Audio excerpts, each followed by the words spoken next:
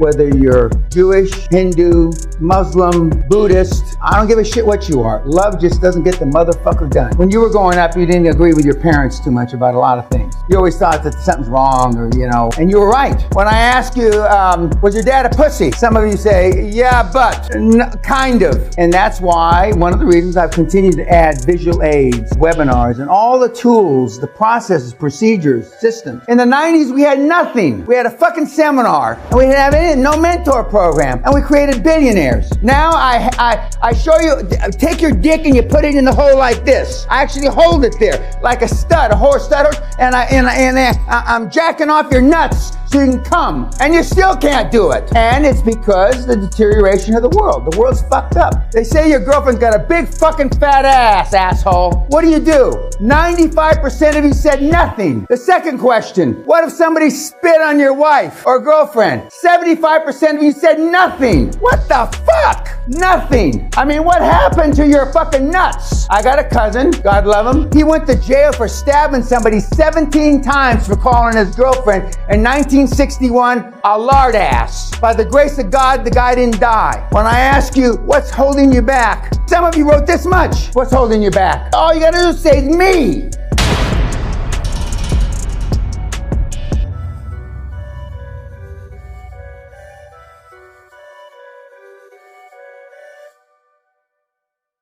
This is a slightly skewed older group, if that's if you can believe that, but it is. Because my demographics over the last 20 years used to be 35 to 50. Now it's 15 to 34. 15 to 34. And as I said last night at dinner, it's because the kids figure out they're fucked up earlier. When you were growing up, you didn't agree with your parents too much about a lot of things, okay? You always thought that something's wrong, or, and you were right. Well, now the kids, because they can Google and they can get information almost instantaneously, and they figure this crap out. And so younger and younger and younger. And that's one of the reasons I decided a number of years ago to give all my product away free. So I went from the most expensive product on the internet, several $1,000s for a CD that cost me a nickel or 20 cents, to zero, because I wanted to take the last excuse away from the older kids that they didn't have the tools to be successful, and I wanted to give the younger kids that didn't have any money it for free. And that's why I speak at schools now. One of the reasons I speak at schools. And if you don't mind me sharing, the student here, the kid, notwithstanding he's Polish, he's doing $1 million this year while he's still in university. And I mean, these are real life people. These aren't actors. Now, some people actually think that you come from central casting, that you're not for real. There is a movement out there that really is trying to believe. Now, I couldn't get such a cutie pie like this from central casting. I couldn't. I mean, that you're not real, that I go to all this trouble to bring people in from all over the world to, now why would I do that since I don't sell anything? We have still people believe that I don't own this castle.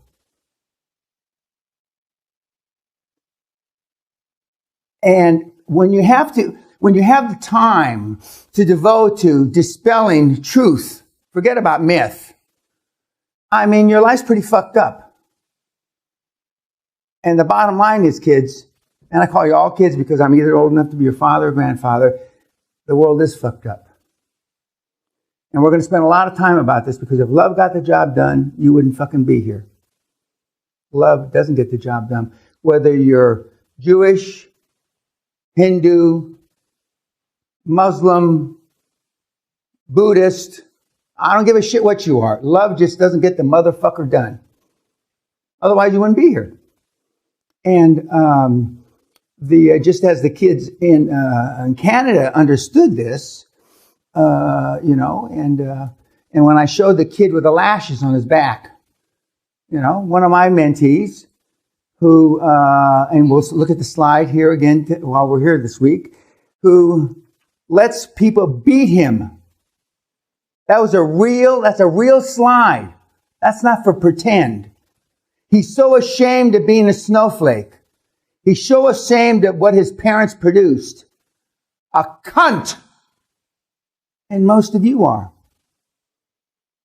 That first question, what would you do if somebody said your girlfriend or your and one of you said, I'm heterosexual, I can't relate to that because, okay, well, they say your girlfriend's got a big fucking fat ass, asshole.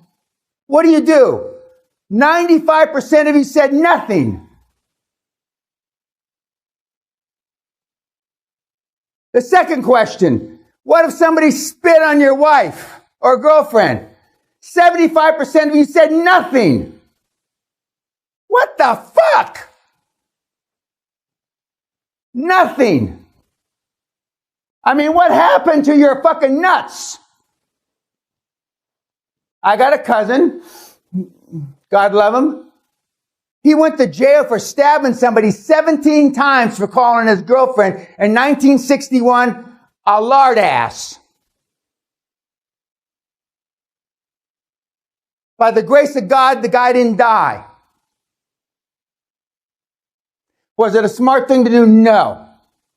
But where I come from, you didn't be saying that your girl, wife, or whoever the fuck, had a big ass. And there's a lot of big asses in my neighborhood, by the way. What has happened? And I believe with all my heart that political correctness, PC, is a manifestation of lack of self-esteem. Lack of self-esteem. And one of the things little Josh has, he's got a lot of fucking self-esteem. And he was here when he was 17. As we can attest to his roommate here, who I completely forgot about.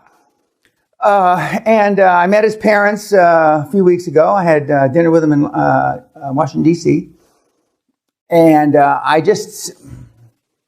said, I know what his parents are going to be like, but I got to meet him face to face because they did almost everything right raising him.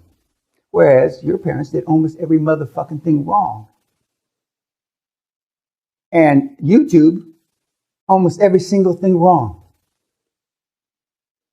When I ask you, was your dad a pussy? Some of you say, yeah, but. Kind of.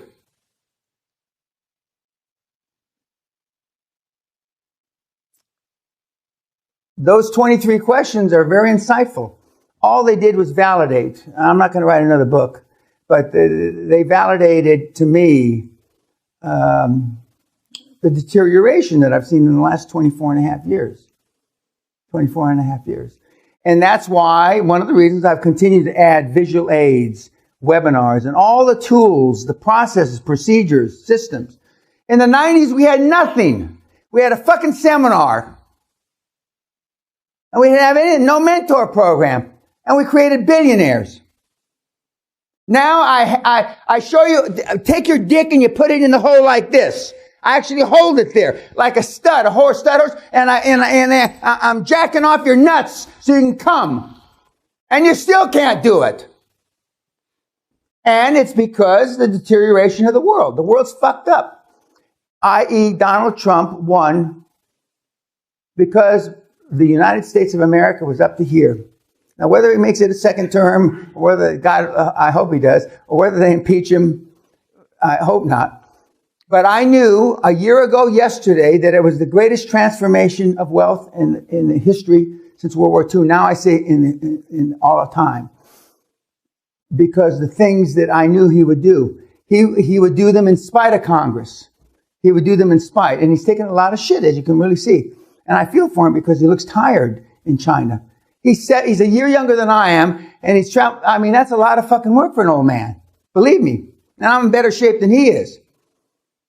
I feel for him. And they're making fun of him. CNN this morning was making fun of him because he looked tired. He looked tired. He did look tired. He looks tired. That's not easy. 13-hour time change, all that bullshit. Having to prepare for the meetings. The only good thing is that he doesn't have many snowflakes around him. So this next week is going to be transformational. It can be, if you use it, just as transformational as President Trump has been for the United States and the planet. He has changed politics forever. Whether you like him, hate him, love him, he has changed it forever. He has changed it forever. And it's never going to be the same. And as I said last night at dinner, interest rates are the lowest in 5,000 years. 5,000 years. 2,000 years ago, they had 20% interest rates. Now, how many of the podcast motherfuckers gurus that you have listened to, how many of the motherfucking books that you've ever read, how many of the goddamn seminars did you ever told you they had 20% interest rates 3,000 years ago? Nobody. Because the people you listen to are fucking morons.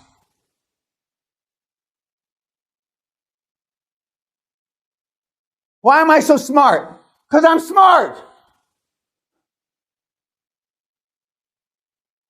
And I can tell you the goddamn truth because I don't give a fuck because, I don't care if you drop dead right here.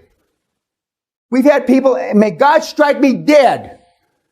Right on that column right there, a woman passed out and cut her head open. We didn't stop the fucking seminar. We had people wanting to go. No, we just marched on. During the break, somebody revived her. We've had people shit their pants in this seminar. Shit themselves. We had people pee their pants. And we just keep marching on because that's what life does. It keeps marching on. I'm going to end this morning on a little story. Happens to be true. Costa Gratsos, one of my mentors, I was privileged to work with, was the CEO of NASA Shipping Group. He was this right-hand man for 60 plus years of Aristotle and Onassis. This is when $1 billion was a fucking $1 billion. Back in the late 70s, early 80s. And we used to go to lunch at Le Grand Oui in New York City. Great restaurant. Sally and I was just there a couple of weeks ago. And before we go to lunch, because as you get old, you have to pee more. I can attest to that. And he said, so we go into the men's room, and some of the greatest information Mr. Gratsos ever gave me was in the bathroom. So, and he used to walk like this, because whatever it is, when you can't move your legs right, he would shuffle his legs on. And we were walking out of the men's room in Onassis Towers, and he stopped and he said, Mr. Pena, and there's not a urinal, but a commode, and he pushed the door a little, and he said, what do you see in there? And so I'm thinking, what's E equals MC squared, Einstein kind of shit? What does he mean? And I said, I see a commode, a toilet. What else do you see? And I go, fuck, it's made out of porcelain, porcelain commode, blah, blah, blah. The seat's up. Men's urinal, the seat's up. Now, instead of the seat being down. So what else do you see? I say, it's full of water. So he says, okay, what if you stuck your fist in the water, Mr. Pena? So I'm thinking, water displacement, I don't know that formula. Fuck, coefficient of friction. I'm trying to think, what the fuck's he want from me? And he says, if it would displace the water, sir. And he says, okay. And he said, and if you pulled your fist out, then what happened? Well, the water would go back, okay. The water, other than the water that's left on my arm, it'd be the same level of water, same amount of water as before. He says, yes. That's life, Mr. Pena. You're no more than a fist in a toilet bowl. No more than a cosmos of time, a fart in the wind. Never forget it. Bill Gates is no more than a fart in the wind in the cosmos of time. Mr. Zuckerberg is anybody that's ever fucking walked the planet is no more than a fart in the wind or the displacement of water in a toilet bowl. So any decision you'd ever make, meatheads, can be nothing more than that. When I ask you, what's holding you back? Me. And then you go on, all you got to do is say, me. And you go on to fucking, some of you wrote this much. What's holding you back? And we'll leave it at that.